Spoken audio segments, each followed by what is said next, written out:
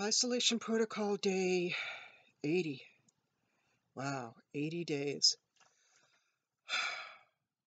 Somebody, gosh, I can't think of the name right now, and his servant Passepartout went around the world in 80 days. I've gone back and forth to the kitchen. Yeah. Uh, let's see. It is so hot I can barely concentrate. Uh, I missed the last couple of days because I just got so filled with anxiety and depression and the heat and everything else going on, and I just couldn't bring myself to actually do anything. So, no, let me rephrase that. I ate a pack of um, a little snack-size bag of Cheetos. I don't like Cheetos, um, but we had a neighborhood potluck, and I had a few bags of Cheetos left over. Um, my daughter bought the pack that she knows there's only one in there that I like, so that would have prevented me from eating the rest of them normally. But yeah, when anxiety and depression hit really hard, I eat, unfortunately. So I just got this box. I am on Darn Good Yarn box number 17, and I popped it open just to see if it really was box 17, because I've kind of lost track of pretty much everything. And oh my gosh, the surprise little extra this month, a peacock amigurumi. It is so adorable. I am dying to just rip into it and make it. Ooh, there's a piece of yarn sticking out. That's going to be a bright green. Nice. Um, yeah, I've been looking for some little complicated type project to try and increase my concentration, because I can barely remember what I'm going to say by the time I get to the end of the sentence from where I started. Also, the yarn for the month, absolutely wild. Oh my God, I love this. Um, it's a little bit redder than what it looks like. It looks like a purple on the screen, at least to me, but it's a little bit redder than that. The blues and everything look a little bit, look fairly close to what it is, but that what looks like purple is actually red. So, well, like a bright pinkish fuchsia. That's the kind of reddish fuchsia. Yeah, wild colors. Absolutely adore it. It is silk roving worsted weight vibrant macaroon. Recommended needle size 4.5 to 5.5 millimeters. Hook size 5.5 to 6.5 millimeters. Number 4 weight. It looks a little bit closer to a 3. It's kind of thin. Yeah, that's definitely a 3 weight. Pay no attention to the chipped little green fingernails. Yeah. Anyhow, so I am really looking forward to that. There is no instruction booklet included. Oops. Well, at least I can get the patterns online. That's the nice thing about Darn Good Yarn. If I just pop an email over to the customer service person, they will pop one in the mail to me immediately. That's the way that they work, which, since I can get it online and just download it, and I've seen pictures of people on the Facebook page of what they've done with that yarn. And I believe it is a fingerless mitt set. Very, very simple one, kind of. It does have a thumb gusset added, but other than that, it's just basically a rectangle. So, yeah, I may actually make fingerless mitts out of that. Kind of hard to think of trying to keep my hands warm in this heat. I had to turn the fan off so that I can record this, otherwise you would not be able to hear me over it. The temperature has dropped down to about 85, and it's supposed to be about 10 degrees cooler tomorrow. So, oh, my eyes are starting to hurt. They're sweating. I said it, my eyes are sweating. It's supposed to be about 10 degrees cooler tomorrow, and then about another 10 degrees cooler the next day. So it's going to be nice and chill for the weekend. Temperatures around 68 to 70. So that is going to be a nice change. I cannot wait. I am so tired and so hot. Heat really makes my hands swell up. So the hottest day was yesterday, day before yesterday. Um, yeah, I think it was yesterday. All the days blur together with me, and I'll tell you why in a second. Anyhow, um, I had also eaten a bag of Cheetos that day, and that's way too much salt for me, and my fingers ballooned up uh, like the Stay Puft Marshmallow guy.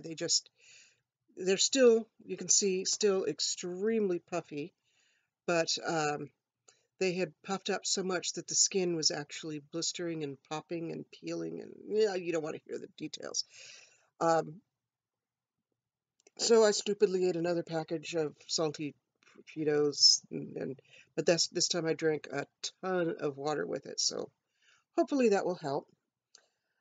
Because my hands were so puffed up, where did I put it? See, I've got everything in a paper bag over here.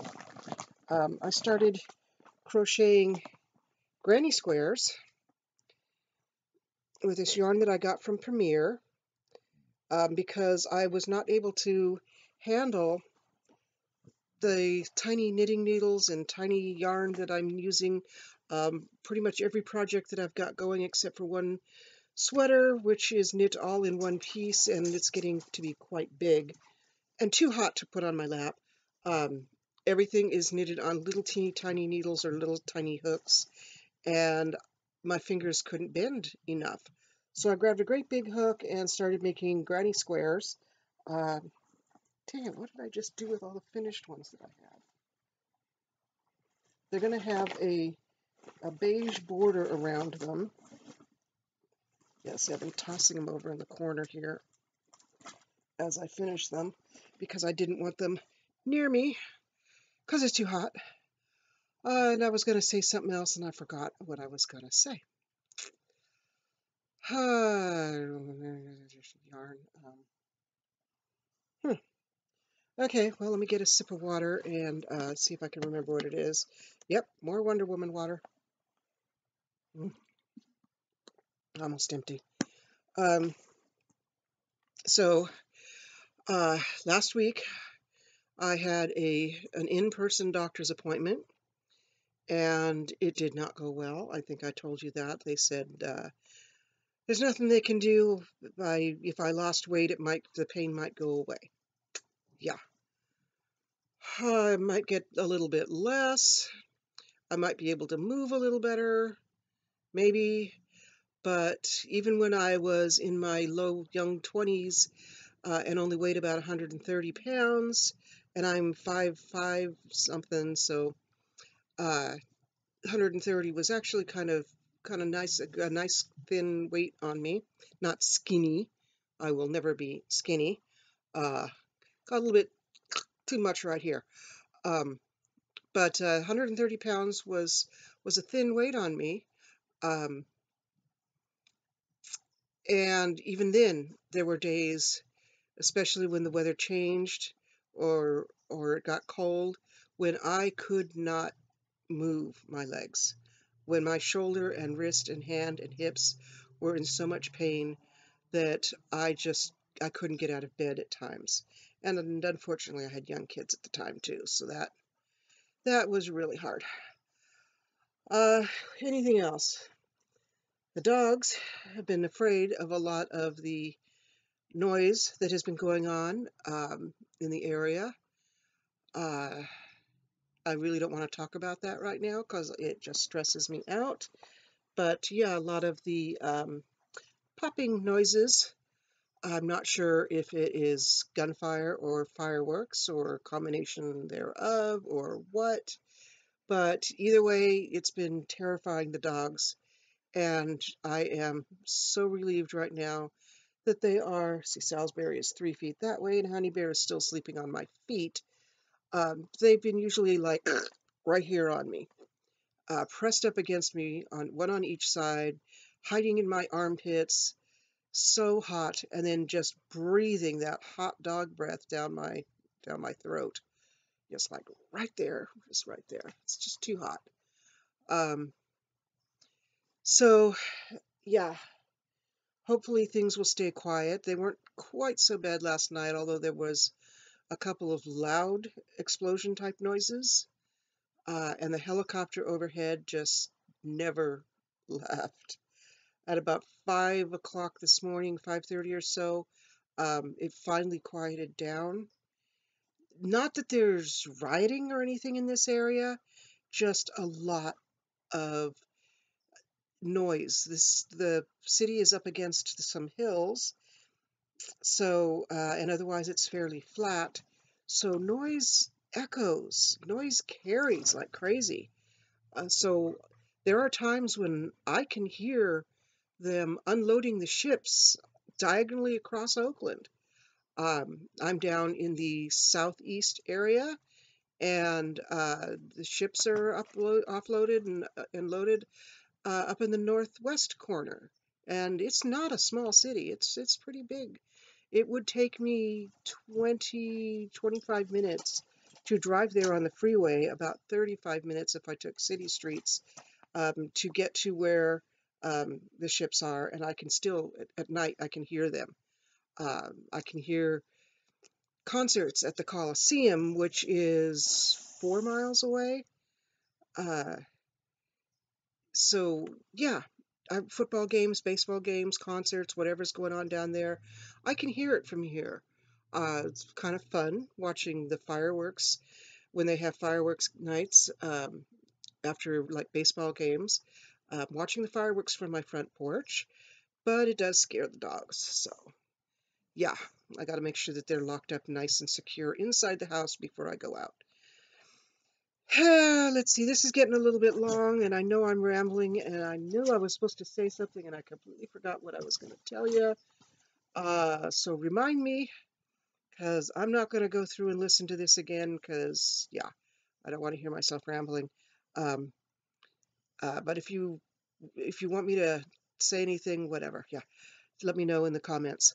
Uh, I know I missed my Tuesday reading, and my eyes are too hot and sweaty to read today, but I will read. I will read today's fortune cookie. Let's see what we got.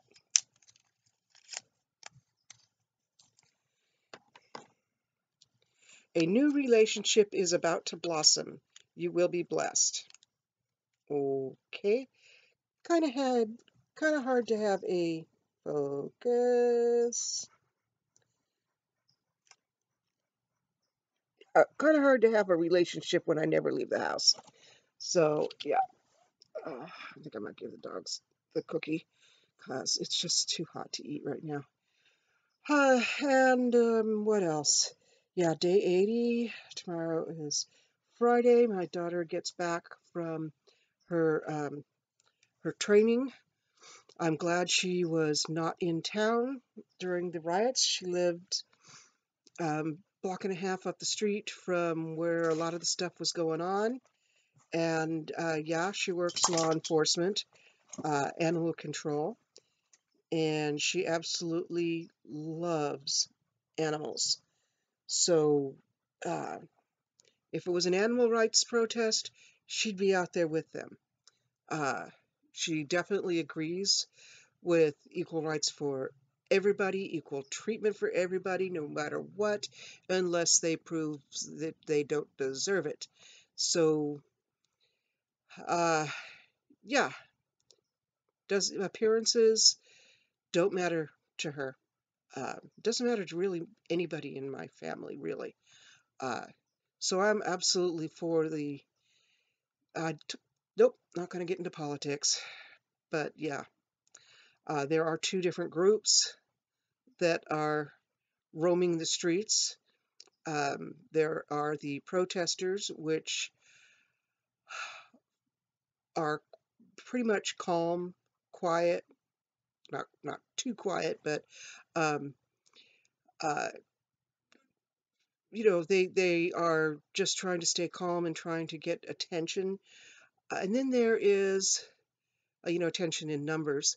Then there is the groups of looters, and they are organized. They really are. I accidentally pulled up a wrong um, page on Facebook, and it was a page I misspelled something, and I read the first post on this group, and it's like, whoa, they are planning to attack businesses, and they even have a list of businesses that they were going to attack. I didn't notice what city or anything. I backed out of it and found the website or the group I was looking for, which is a group on science fiction authors. And when I tried to find that other group again, because I thought, I really should report or tell somebody that I found this, um, I couldn't remember what it was, and it didn't show up in the search history. So anyhow, so there's obviously two different groups out there. There's the protesters and the looters infiltrate the protesters and pretend it's the protesters doing the damage, and it's not. It really isn't. Uh, so when you're watching the news and when you're watching videos that are posted on social media or seeing stories about it or reading about it, look at several different points of view, because everything that I'm seeing is very biased from what I'm actually physically seeing with my own eyes going on around here. And what my sisters, my sisters could be a little biased too, but uh, probably not nearly as biased as newspapers are, because they are trying to sensationalize things in one way or another. So look at several different sources. Try and figure out the truth for yourself. Don't just watch one news source, because you're not actually watching news when you do that. You're watching somebody's opinion of something.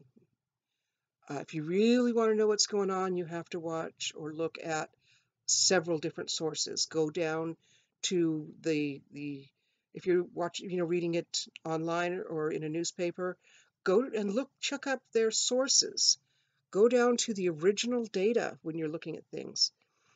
And yeah, I said I wasn't going to get political, and I did. So anyhow, I'm going to call it quits now. This video is getting much longer than normal, and I will try, and when it cools off on Saturday, I will try and do a reading.